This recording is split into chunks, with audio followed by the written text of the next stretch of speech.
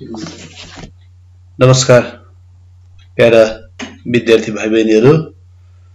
आज म विद्यार्थी भाइ बहिनीहरू समक्ष कक्षा 10 को नेपाली पाठ्यपुस्तकमा समावेश गरिएको पाठ 8 अन्तर्गत रहेको पाठ 8 मा उल्लेख गरिएको लक्ष्मीप्रसाद देवकोटाद्वारा रचित वर्षा कविता लिएर उपस्थित भएको छु।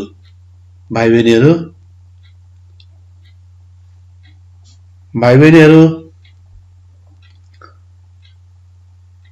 आजको कक्षा कार्य अन्तर्गत हामी कवि तथा कविता परिचय, कविताको लय वाचन र कविताको भाव वा अर्थ अर्थात भावार्थ को अध्ययन गर्नेछौं। सबै विद्यार्थी भाइ बहिनीहरू, तपाईहरु लालायित हुनुहुन्छ, तपाईहरु उत्सुक हुनुहुन्छ। कविता साहित्यकै लोकप्रिय विधा भएको हुनाले कविताको वाचन, कविताको लय मन नपर्ने सायदै मानिसहरू हुने गर्दछन्। म अब विद्यार्थी भाइ बहिनीहरू समक्ष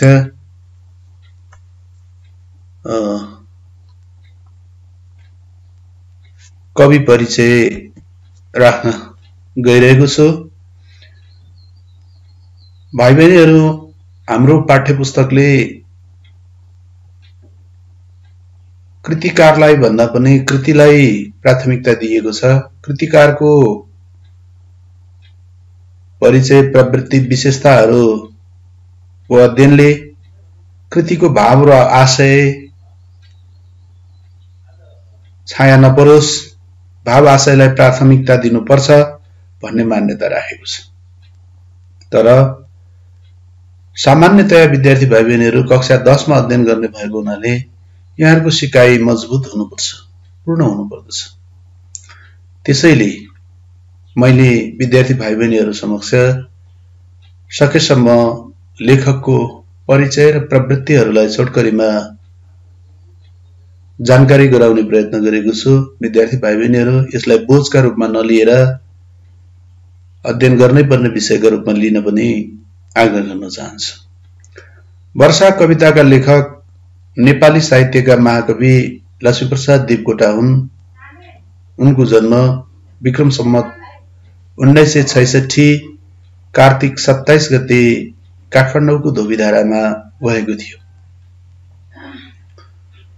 औपचारिक शिक्षाको क्रममा नेपाली साहित्यमा बीए, कानूनमा बीएल र अंग्रेजी साहित्यमा एमए तहसम्मको अध्ययन गरेका देवकोटाले आफ्नो जीवनको केही कालखण्ड शिक्षण तथा प्राध्यापन पेशामा एवं विभिन्न साहित्यिक पत्रिकाको सम्पादन गरेको हामी पाउँछौं भने 2014 सालमा लक्ष्मीप्रसाद देवकोटालाई तत्कालीन सरकारले शिक्षा तथा स्वायत्त मन्त्रीको रूपमा पनि नियुक्ति गरेर नीति निर्माण तहमा समेत लक्ष्मीप्रसाद देवकोटाको उपस्थित रहेको थियो। भाइ बहिनीहरू,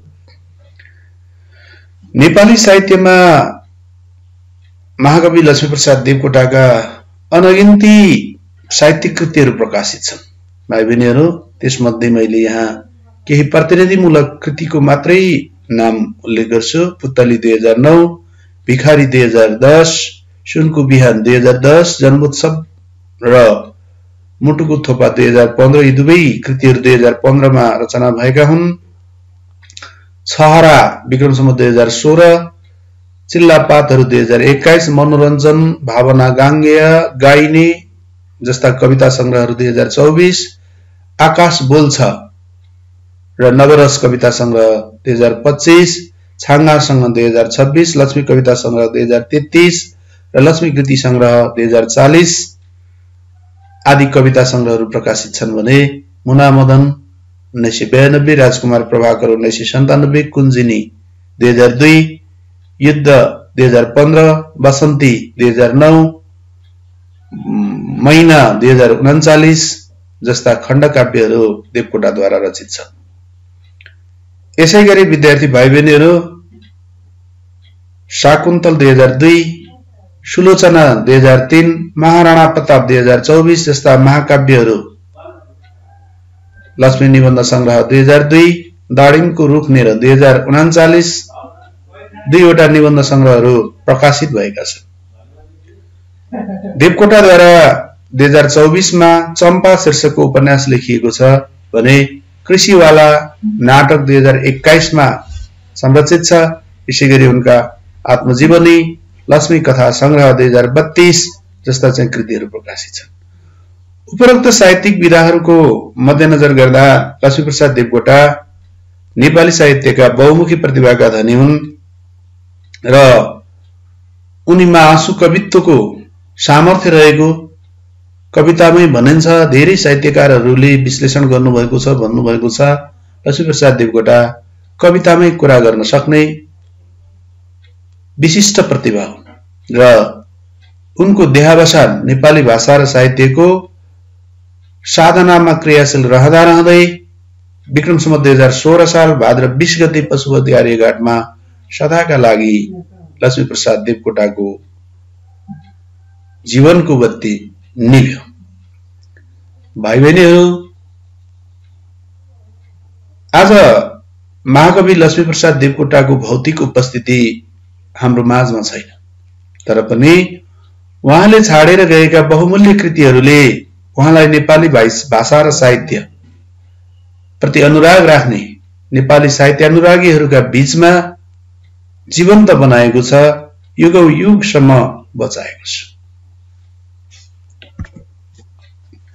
भाइ बहिनीहरू, लक्ष्मीप्रसाद देवकोटाका साहित्यिक कृतिहरूको अध्ययनबाट उनको साहित्यमा उनका साहित्यिक अभिव्यक्तिहरूमा पाइने प्रवृत्ति र विशेषताहरूलाई हामी निम्नानुसार उल्लेख गर्न सक्छौं।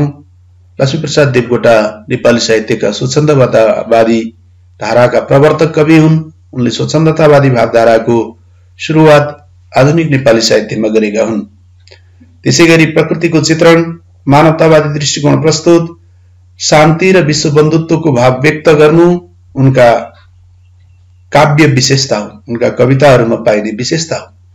कोमलता, हार्दिकता र बौद्धिकताको प्रभावमा कविता रचना गर्नु, देशप्रेमको भावना, राष्ट्रप्रेमको भावना व्यक्त गर्नु, सामाजिक विकृति, विसंगति, शोषण, दमन र उत्पीडनलाई विषयवस्तु बनाई समाज सुधारको चाहना व्यक्त गर्नु, व्यङ्ग्य र विद्रोहको चेतना व्यक्त गर्नु देवकोटाका काव्यगत विशेषता मानिन्छ।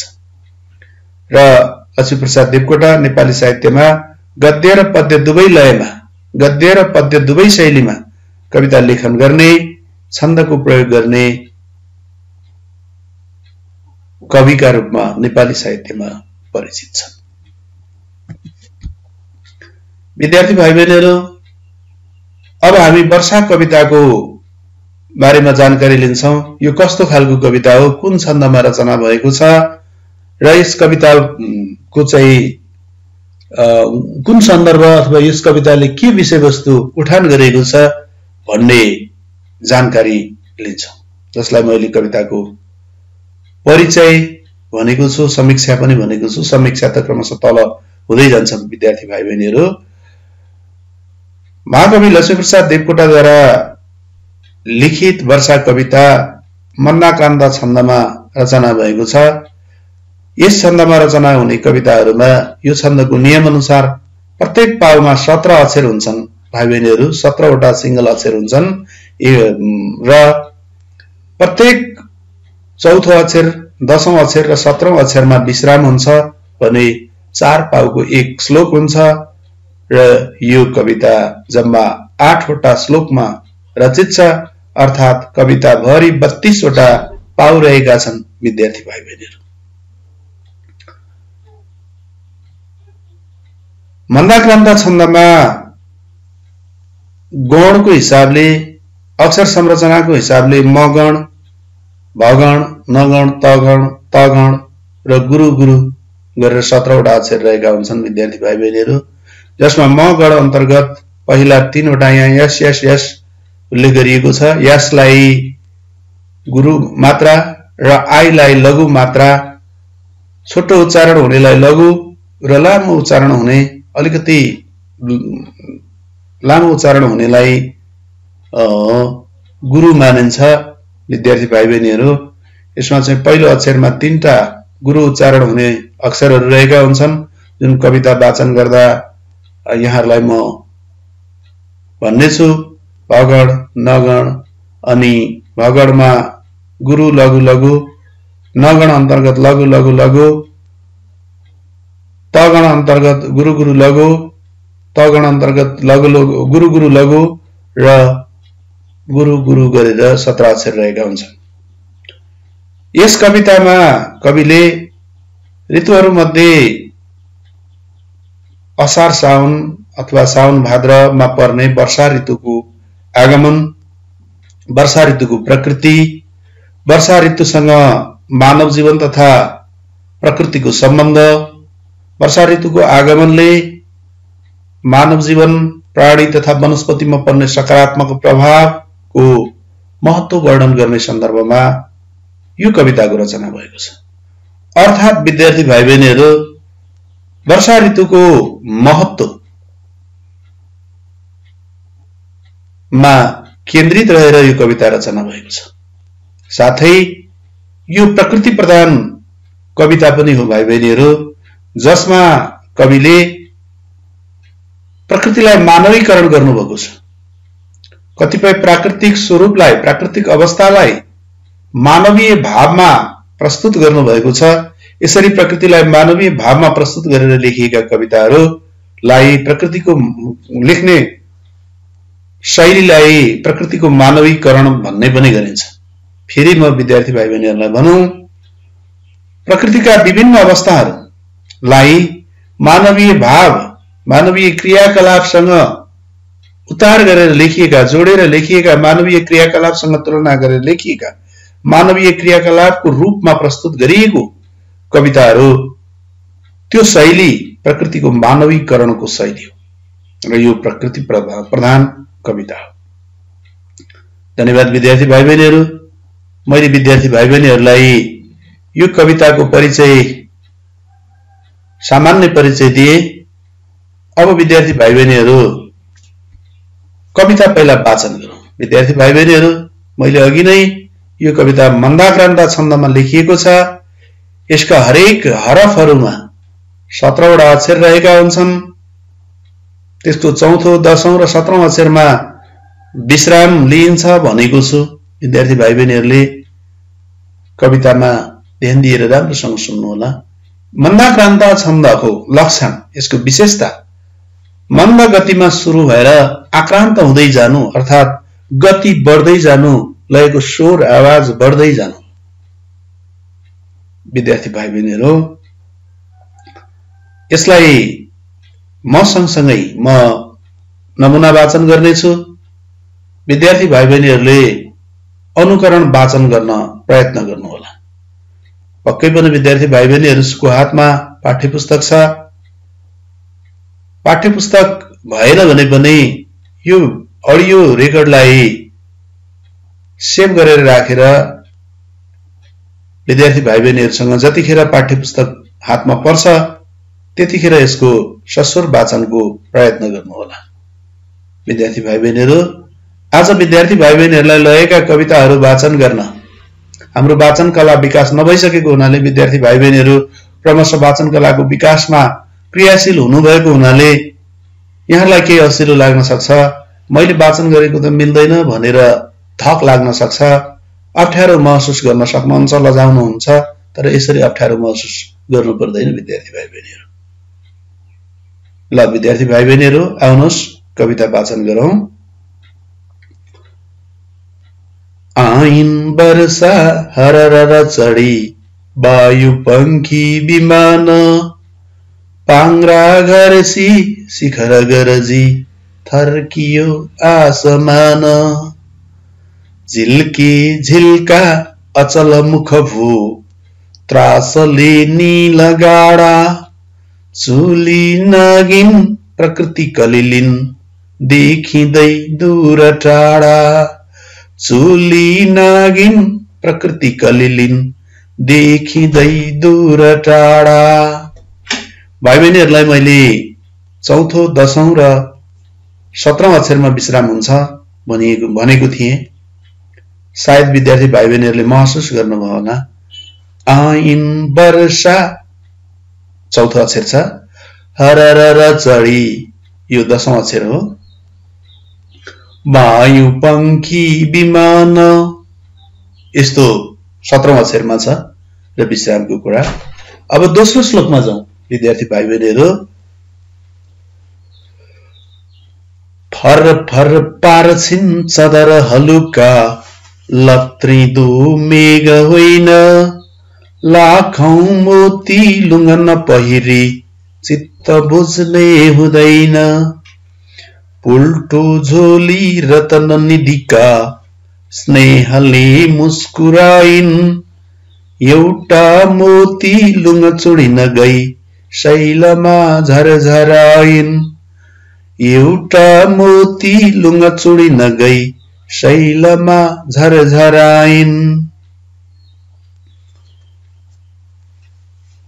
आशंकाले भुर भुर गुणै सम्झदा पंख नाना जाओ बच्चाहरू नतरसुन् गर्जिदा स्वर्ग छाना लरबर गर्दा कुशल कमिला लौ गरे है हतार त्यसै ओर्ली चिरचकरिदो चिल होला अबेर त्यसै ओर्ली चिरचकरिदो चिल होला अबेर।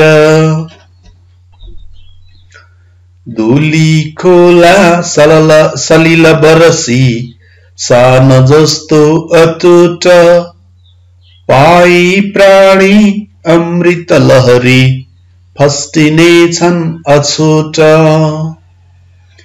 दौरामा छन् जलदि दुहिता साम्य कारुण्य भाव फैली चाँडो मुख अबनिको हुन्छ आनन्द लुट फैली चाँडो मुख अबनिको हुन्छ आनन्द लुट। पृथ्वी फल्लिन् सलिल कलिली धानले छापिएर गाई रोप्लान् चपल भैंसी दृक बिजुली लिएर बाली राम्रो तृण अति हरा वर्ष राम्रो कबुली पारावार प्रभु हृदयको फुट्छ संगीत केली पारावार प्रभु हृदयको फुट्छ संगीत केली। मीठा मीठा अमृत रसका बिजुली लाख लाखा मर्दै राम्रा फलतरहरू पाउँछन् भन्न चाख मर्दै राम्रा फलतरुहरू पाउँछन् भन्न चाख। वारी शाखा शरद ऋतुमा लचकदा दानलाई मेरो इच्छा यति छ यति हो नील आदेश भाइ मेरो इच्छा यति छ यति हो नील आदेश भाइ। लौ लौ गाओ दल दल बनै वृक्ष हो उठ सारा वर्षे घैटा घट घट गरी स्वर्ग पीयूष धारा दर दर दर के अमित कनिका पिउन लगिन् धराले उफ्री नाची चल बिटप हो पाउने छौ जराले उफ्री नाची चल बिटप हो पाउने छौ जराले यो बेला हो रस मिलनको प्राप्तिको यो चाड यो गानाको गगन जनको कल्पनाको बहाड यो पौडीको जलदीमा यो पौडीको सुख जलदीमा फूल रातो असारे झण्डा सम्झी मुजुर मन भई पिच्छमा रंग धारे झण्डा सम्झी मुजुर मन भई पिच्छमा रंग धारे। विद्यार्थी भाइ बहिनीहरु, अब यो कविताको लय विद्यार्थी भाइ बहिनीहरुले पहिचान गरिसक्नुभयो। अब यसमा व्यक्त भएको भाव विचारको विश्लेषण गरौँ विद्यार्थी भाइ बहिनीहरु। म विद्यार्थी भाइ बहिनीहरु समक्ष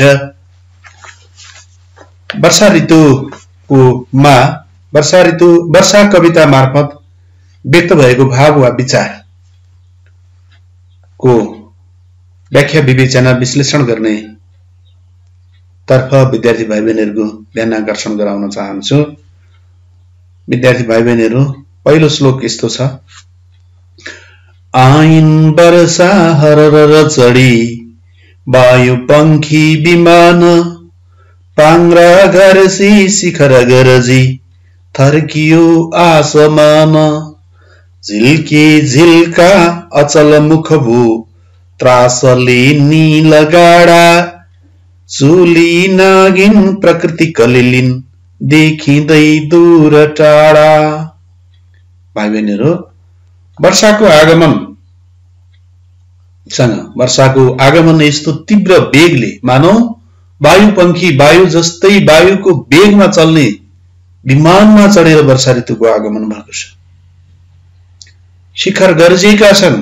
शिखर गर्जनको मतलब शिखरमा मेघ गड्केको आवाजले, मेघ कराएको बादल आकाशमा गड्याङगुडुङ गरेको आवाजले शिखर थर्किएको छ।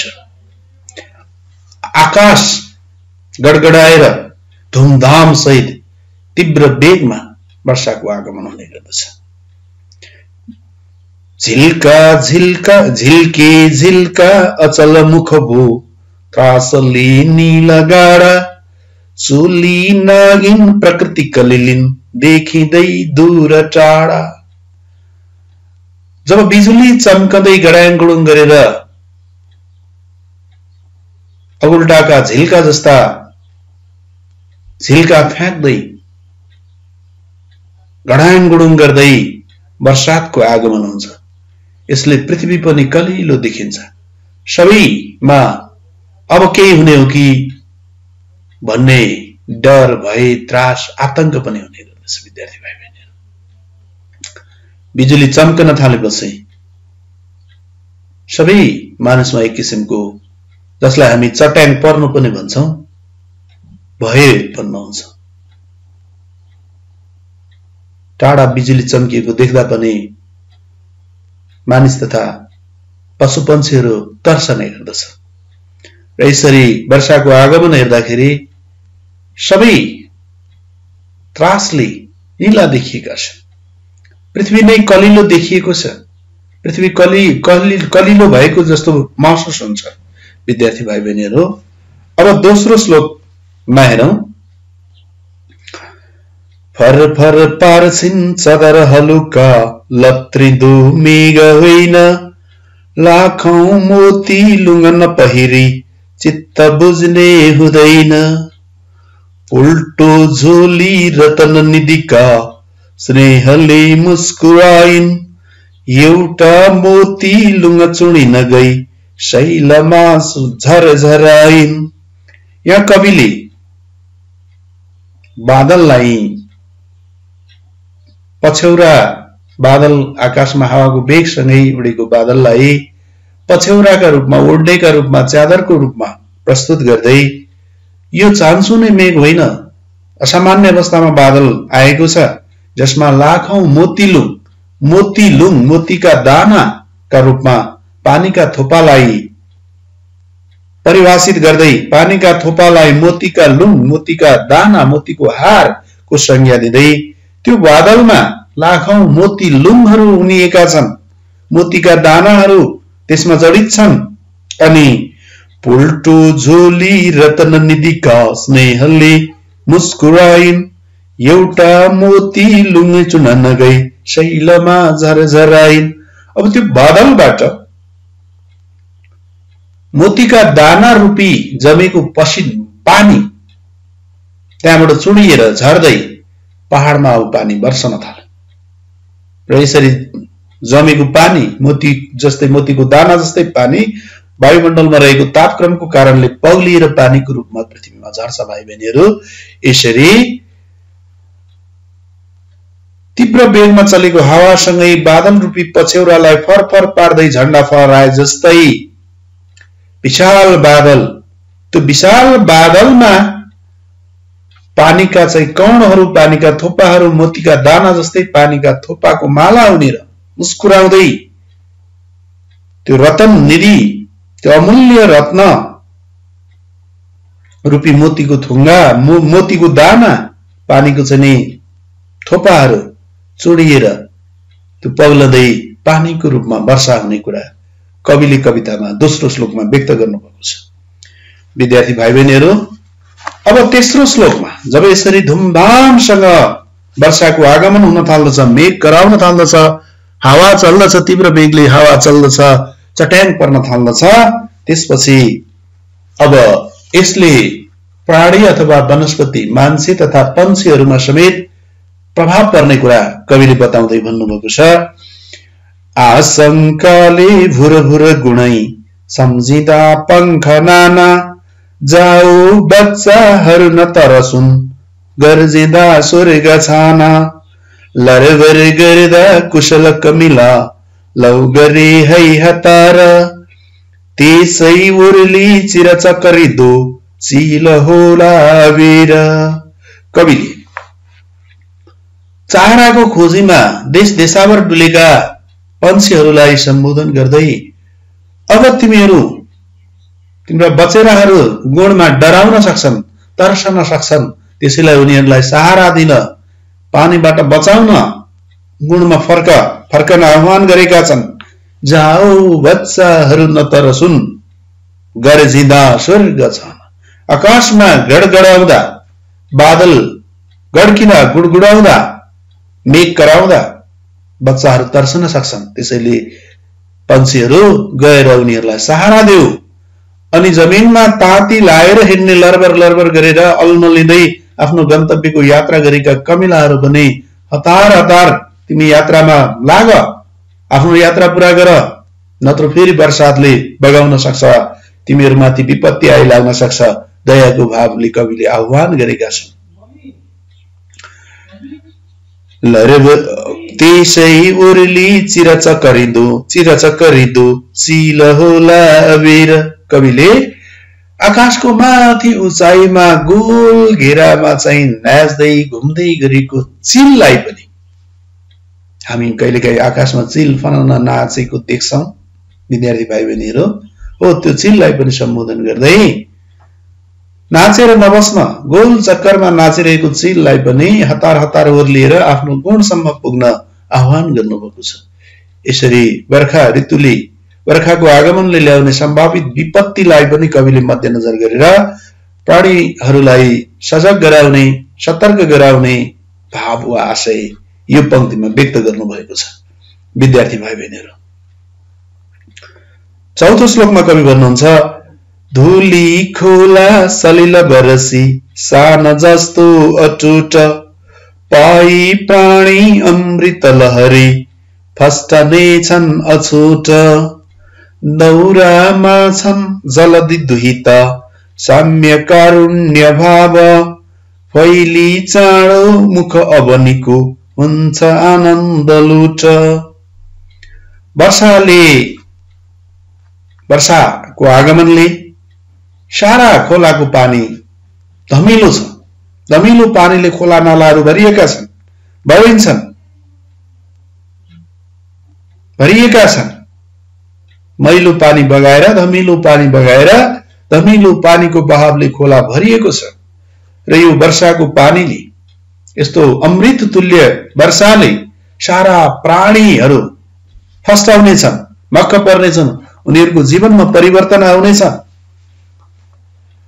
कविले वर्षालाई समुद्रकी छोरीको रूपमा, दौरामा सजिएकी छोरीको रूपमा, समुद्रकी छोरीको रूपमा चित्रण गरेका छन्। मैले अघि विद्यार्थी भाइ बहिनीहरूलाई प्रकृतिको मानवीकरण भनेका थिएँ, त्यो कुरा यहाँनिर दौरामा छन् जलदि दुहिता साम्य कारुण्य भाव, एकदम समानताको भाव, करुणाको भाव, दयाको भाव सहित यो वर्षा, जसलाई कविले समुद्रकी छोरी भनेका छन्, दौरामा सजेर समानताको भाव, करुणाको भाव राखेकी छन्। आम प्राणी र वनस्पतिमा करुणाको समानताको भावले देखिन्छन्।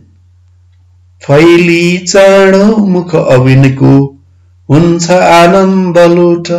यसरी वर्षाद हुन थालेपछि पृथ्वीले पनि आफ्नो मुख, अवनीको पृथ्वीले आफ्नो मुख बाहिर त्यो परेको पानी, जमिनमा परेको पानी सोसेर लिएर आनन्द महसुस गर्दछ, आनन्द लिन्छ।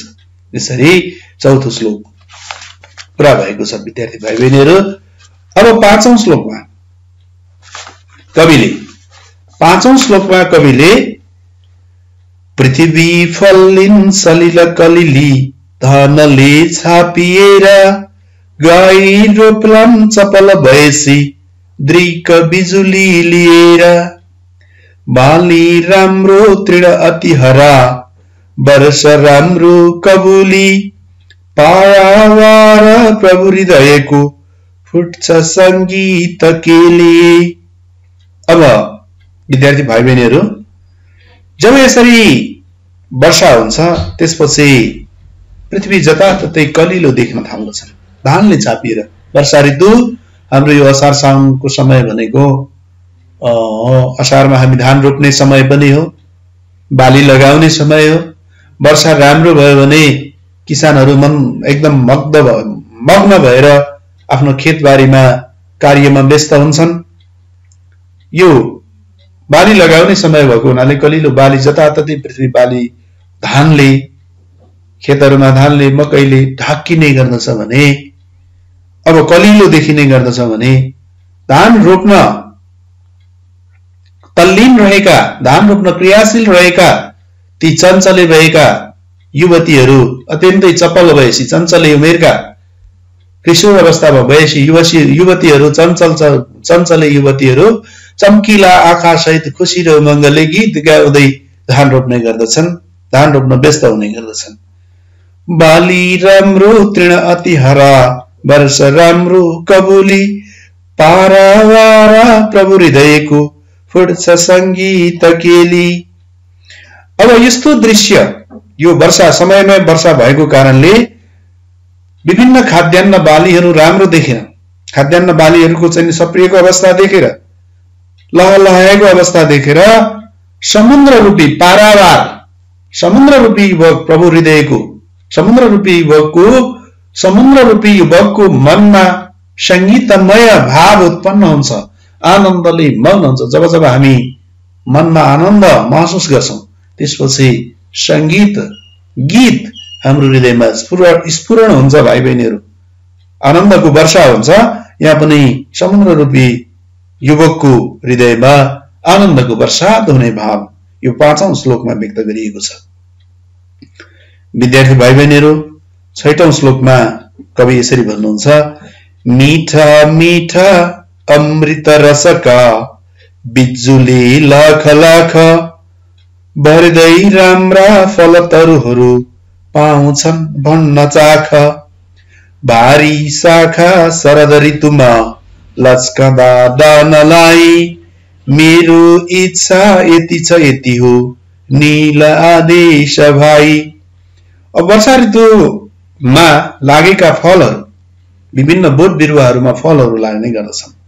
वर्षाको पानीले ती रसिला दानाहरू, रसले भरिएका दानाहरू, तरुलतिकाहरूले, लहराहरूले बोट बिरुवाहरूले आफ्ना हाँगाभरि फलेका वृक्षका फलहरूलाई मानिसलाई आह्वान गर्दै यो चाख यति हो, उनीहरू दानका लागि, दान गर्नका लागि, अरूलाई केही दिनका लागि लालायत छन्। विद्यार्थी भाइ बहिनीहरू, भदौमा हामी साउन भदौ महिनामा आँप खाने गर्दछौँ। यो वर्षा ऋतुमै फल्ने लाग्ने फल हो। यस्तै अन्य फलहरू पनि फलेर वृक्षहरू, लहराहरू, लती लहरामा फल्ने चाहिँ ती फलहरू, रसिला फलहरू चाख्न आह्वान गर्दछन्। उनीहरू दानका लागि लालायित हुन्छन्। अर्थात् वनस्पतिमा लाग्ने फल रसिला हुनको लागि पनि वर्षा ऋतुको महत्त्वपूर्ण भूमिका हुने कुरा कविले कवितामा व्यक्त गर्नुभएको छ।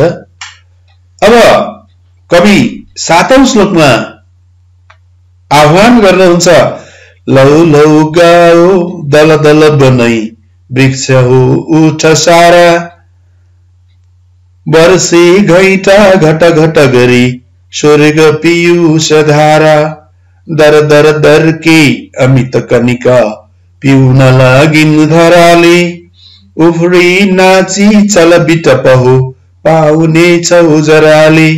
यो वर्षातको आगमनलाई, वनस्पति जगतलाई हर्षका साथ स्वागत गर। गाउँदै वन वृक्षहरू सारा वनस्पतिलाई बिउजेमा आग्रह गरेका छन्, सक्रिय हुन, खुशी उमङ्ग पैदा गर्न आह्वान गरेका छन् कविले। जब स्वर्ग पीयूष धारा, स्वर्गबाट अमृत रूपी पानीको वर्षन थाल्दछ, स्वर्ग रूपी आकाशबाट पीयूष रूपी अमृत रूपी पानीको वर्षा हुन थाल्दछ, त्यसपछि यो तिमीहरूको जीवनमा पनि सकारात्मक प्रभाव पर्दछ, वनस्पतिको जीवनमा पनि सकारात्मक प्रभाव पर्दछ। जब धरामा, पृथ्वीमा अमित रूपी कनिका, अमित पानीका थोपाहरू वर्षन थाल्दछन्, पृथ्वीले त्यही पानी सोच्छ र त्यो सोचेको पानी बोट बिरुवाहरूको जराले लिन्छ, जराले चाहिँ प्राप्त गर्दछ र बिरुवामा पानीको मात्रा पुग्दछ। त्यसैले बिरुवाका हाँगाहरूलाई, बिटप हाँगाहरूलाई पनि खुशी उमङ्ग उल्लासको भाव व्यक्त गर्दै प्रसन्न हुन आह्वान गर्नुभएको छ कविले। फेरि कवि अन्तिम श्लोकमा भन्नुहुन्छ, यो बेला हो रस मिलनको प्राप्तिको यो चाड, यो गानको गगन जनको कल्पनाको बहाड,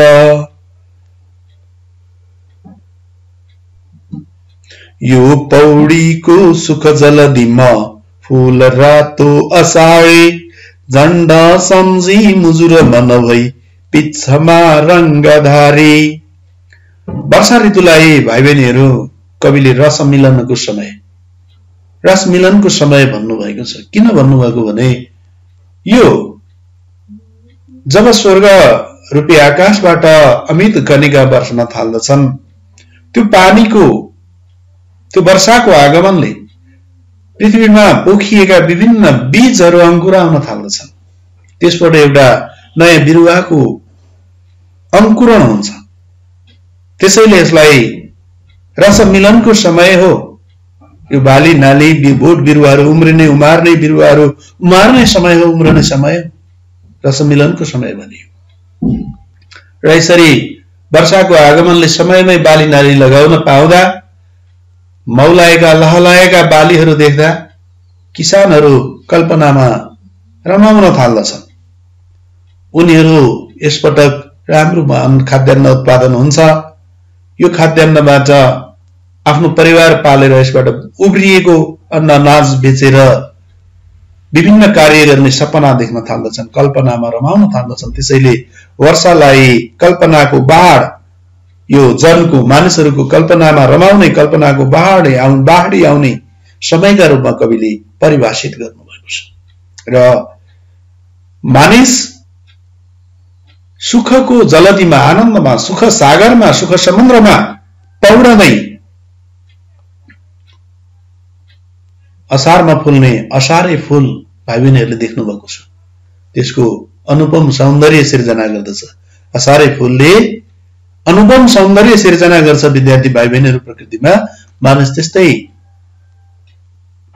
सुखको सागरमा पौडदै उसको मन यति प्रफुल्ल हुन्छ रे कि जसरी प्रफुल्ल मुन्द्रामा आफ्ना चाहिँ रंगीन प्वाखहरू पखेटाहरू फिजाएर मयूर नाच्दछ, त्यसैगरी मानिसको मन पनि वर्षाको आगमनले मानौ असारे फूलले प्रकृतिलाई सजाए जस्तै सिंगारे जस्तै अनि मयूरी मन लिएर मयूरले पखेटा फिजाएर आफ्ना ती रंगीन पखेटा सहित नाचे जस्तै मानिसको मन पनि फुरुङ्ग हुन्छ र सुखको सागरमा पौडन थाल्दछ भन्ने भाव वा आशय कवितामा व्यक्त गरिएको छ।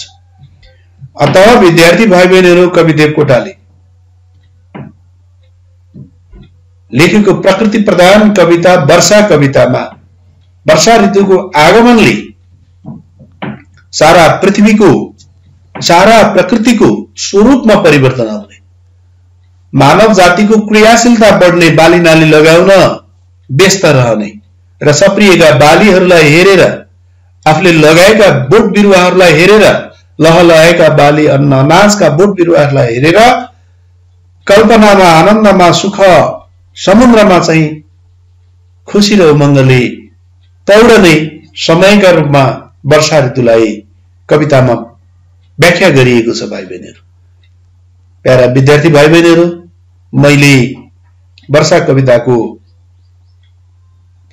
कविता मार्फत व्यक्त भएको भाव वा आशय व्याख्या गर्ने प्रयत्न गरे। पक्कै पनि विद्यार्थी भाइ बहिनीहरूले थोरै भए पनि बुझ्नुभयो होला। घरमा गएर कविता राम्रोसँग पढ्नु होला। यदि विद्यार्थी भाइ बहिनीहरूलाई यो पाठमा कुनै समस्या भएमा, कुनै कविताका हरफहरूको व्याख्या अथवा भावमा समस्या भएमा, अर्थबोधमा अर्थ संकुचन भएन, अर्थ बुझ्न नसकेमा मेरो कमेन्ट बक्समा यहाँहरूले आफ्नो समस्या उजागर गर्नुहोला, समस्या लेखेर पठाउनु होला। मैले विद्यार्थी भाइ बहिनीहरूको समस्याको समाधान गर्ने प्रयत्न गर्नेछु। धन्यवाद प्यारा विद्यार्थी भाइ बहिनीहरू। विद्यार्थी भाइ बहिनीहरू, सँगसँगै आजको कक्षा अन्त्य हुन्छ। धन्यवाद, नमस्कार।